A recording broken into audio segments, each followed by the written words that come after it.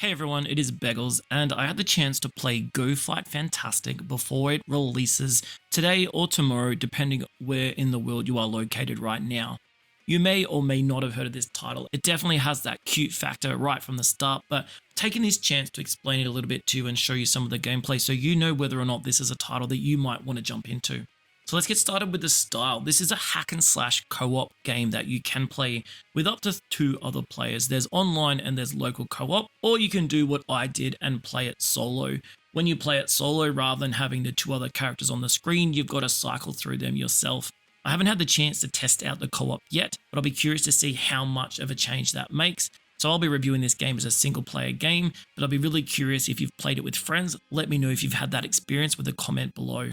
There are 4 different characters of which you will need to choose 1 if you're playing with friends or 3 if you're playing single player. There's the healer, the striker, the tank, and the archer. And they work as you would normally see in most games. You've got your range, you've got your guard, you've got your healing, and then you've got your person who's going to get up close and personal. Bit of a glass cannon style damage ability dealing player. Each of the 4 different characters have abilities that you can utilize, which as I was playing on controller, are linked to the buttons, and they're generally a mobility move with a couple of damage dealing, pretty spectacular looking abilities that have some cool effects with them. I spent most of my time playing with the archer, who has the ability to dash, throw some bombs out that you can explode, and then knock back enemies as well. Playing in the solo mode, you will have the chance to swap between your characters very quickly, and luckily, even if one runs out of HP, it isn't that hard to revive them. So this is one of those games that definitely meets that hack and slash genre of fast gameplay and a whole lot of button mashing.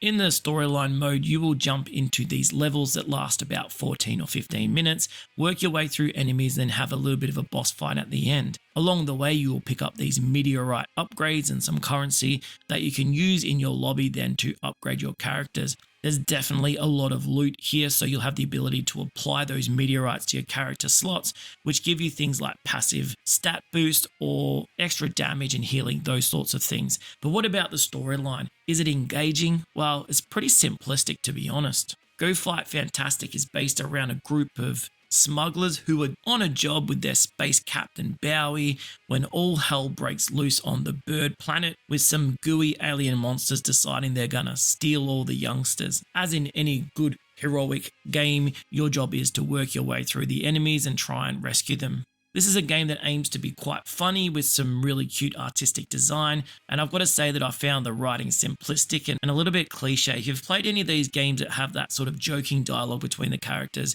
there's nothing that's going to seem out of the ordinary.